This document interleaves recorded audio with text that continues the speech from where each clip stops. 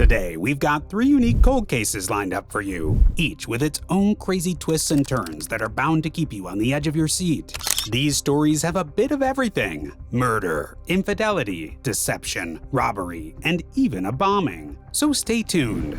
Married couples often make promises to each other. Kelly and Jason Cochran were no different. However, their promise was unusual and not one most couples would make. Unfortunately, their promise led to a deadly outcome. Shortly after the search warrant was executed at their house, the Cochrans packed up and just left. They took off overnight. Kelly and Jason left the state and went back to Indiana. On the night of October 14, 2014, Kelly invited her coworker Chris Regan to visit her at home. A few days later, Regan was reported missing. The police launched an investigation, and his vehicle was discovered at a park and ride lot east of Iron River, Michigan. Kelly quickly became a person of interest, as she was one of the last people to see Christopher before he disappeared.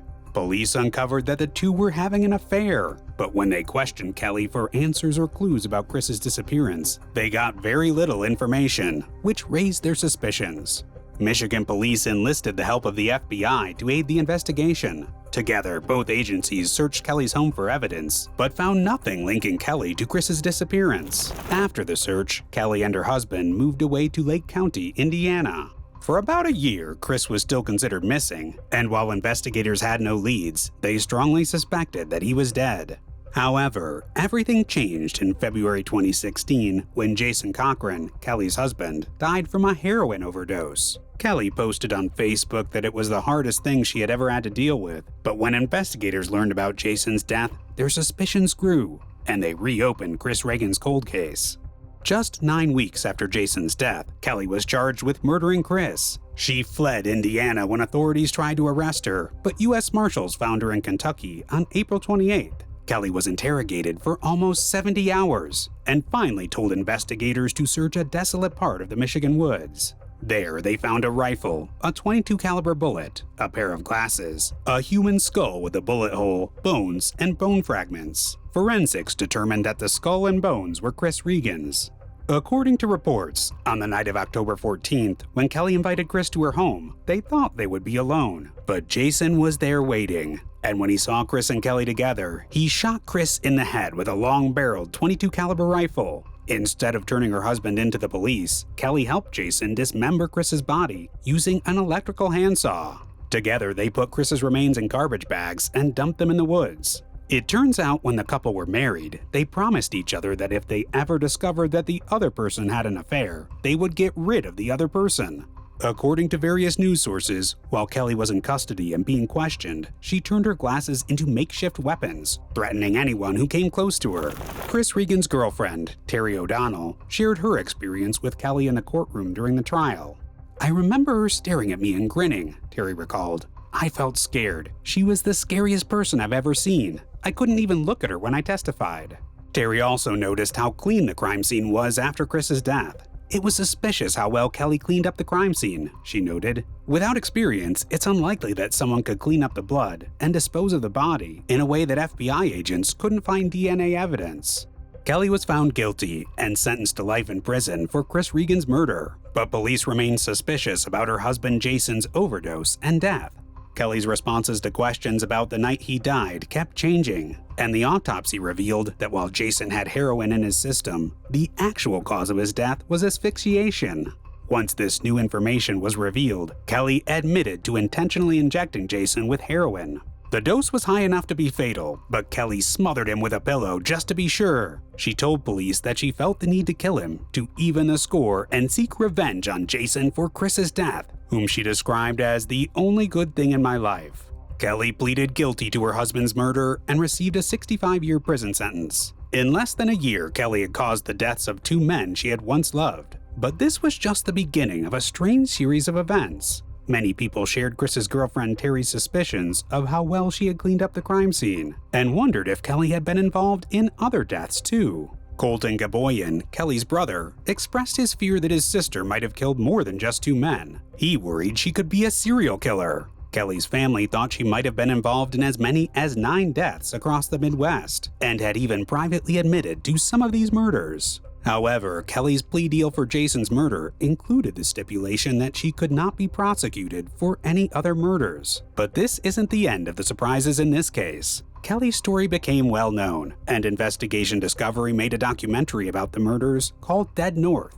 It includes a shocking theory that Kelly and Jason might have served parts of Chris's dismembered body to their neighbors during a barbecue. A neighbor claimed they had eaten a strange-tasting burger at the Cochrans shortly after Chris's death. While there's no proof that this happened, it adds another shocking layer to this case. At this point, none of the other missing persons cases related to Kelly have been solved. We'll probably never know how many people she murdered. Our next story centers around 14-year-old Natasha Ryan from Rockhampton, Queensland, Australia, who was known as a troubled teen. Natasha had been suspended from school, tried drugs, and was getting counseling. On July 12, 1998, Natasha disappeared while walking her dog. It was thought that she had tried to run away with her boyfriend, Scott Black, but that didn't last long. The police charged Scott with abduction, but dropped the charges when they found Natasha 2 days later in a hotel room. Still, Scott was fined $1,000 for hindering the police's search for Natasha. On August 31st, a month after she ran away, Natasha's mom Jennifer dropped her at school around 8:15 a.m. Jennifer thought Natasha seemed happy, but that day she disappeared again. 2 days later, Natasha was spotted playing video games at a cinema. Witnesses said she left with a man in his car. Her parents believed she had been kidnapped, but police suspected she had run away again. The lead officer on the case, Robert Newton, publicly asked Natasha to contact her family and let them know she was okay. But as time passed with no word from Natasha, police began to think something terrible might have happened to her. Then, within 6 months of Natasha's disappearance, 2 more women in the town went missing, and 9-year-old Kira Steinhardt was kidnapped while walking home from school. This shocked the community, making people wonder if a serial killer was living among them. Natasha's parents came to terms with the idea that their daughter might be gone forever, and held a memorial for her on what would have been her 17th birthday.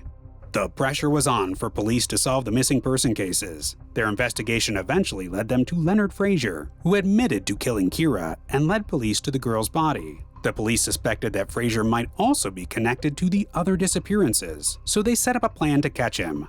They enlisted the help of Alan Quinn, another prisoner serving time as a con man. Quinn befriended Frazier and presented him with a plan.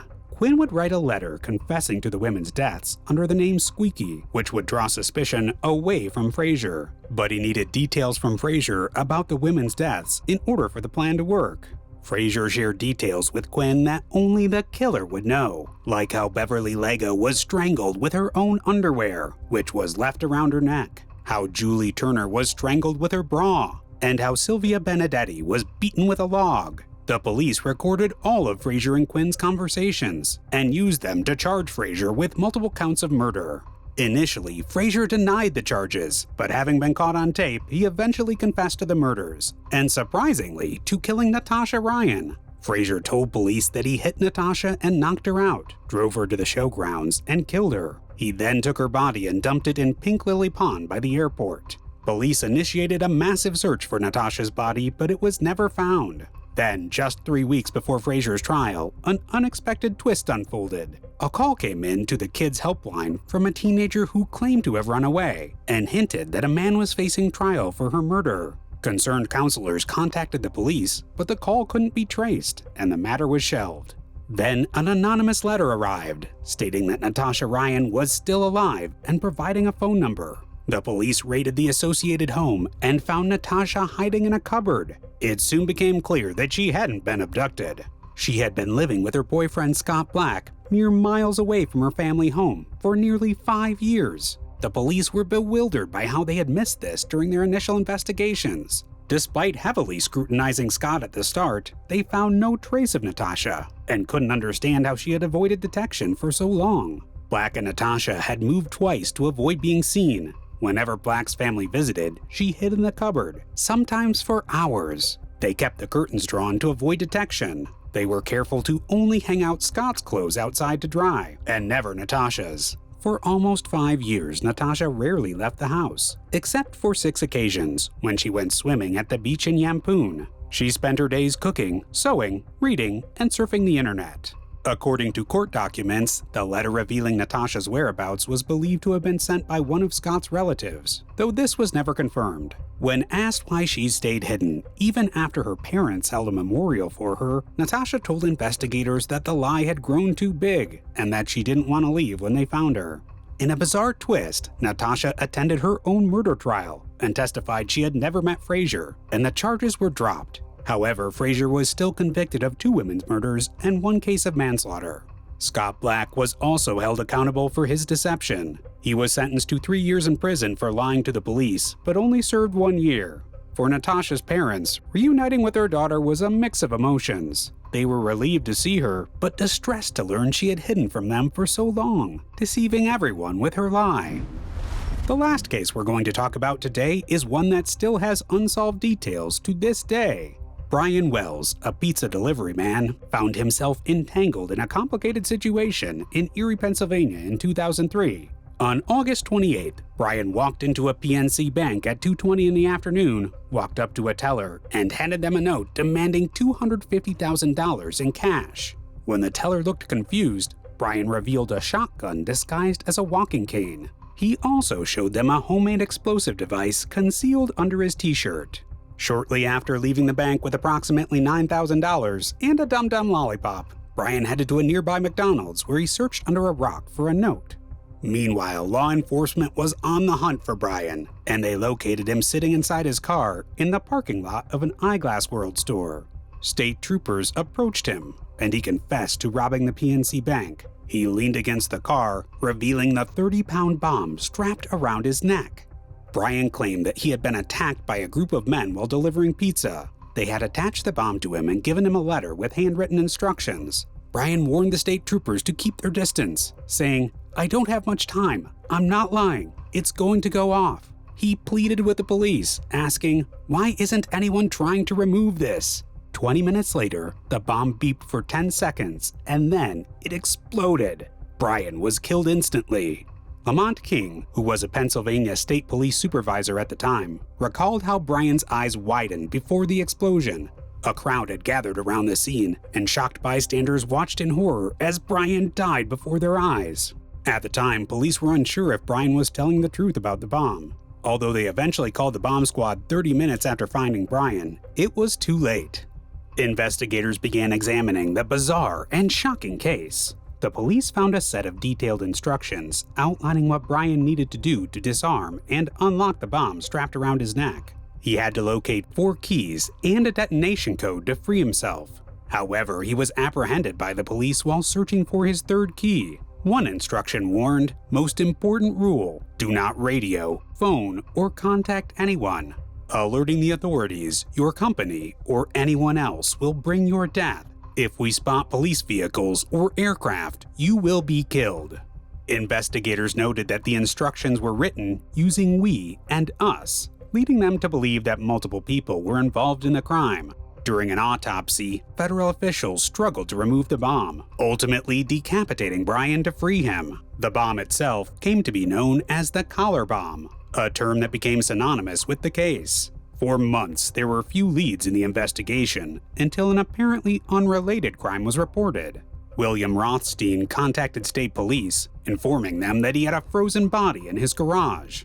Rothstein claimed that his ex-fiancée, Marjorie Deal Armstrong, had killed her boyfriend, James Roden, and concealed his body in the freezer.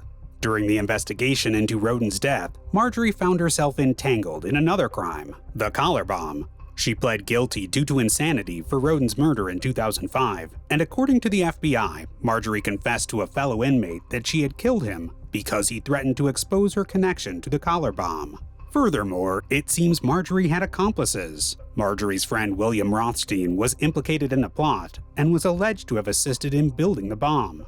Another suspect, Kenneth Barnes, admitted to assaulting Brian Wells on the day of the heist when he attempted to flee.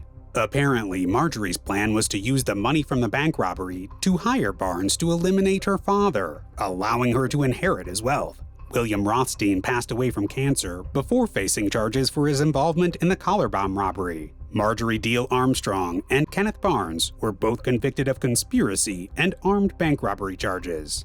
However, a question lingers. What was Brian's role in the robbery? Was he a random victim, or was he complicit in the scheme from the beginning? It seems Brian might have been both an accomplice and a victim. Investigators suspect that Brian might have collaborated with the others to rob the bank. However, he believed the bomb strapped to his neck was a fake. He thought the bomb on his neck would provide him with an alibi if he was caught. When Brian realized the bomb was genuine, he attempted to flee. One theory suggests that Marjorie switched the bomb from a fake one to a real one to conceal her role in the scheme.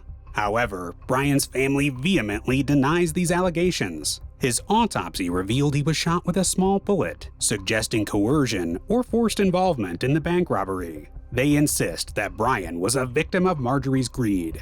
While the full truth remains elusive in these cases, one thing is certain. Each case presented unexpected twists and turns, leading investigators down unforeseen paths.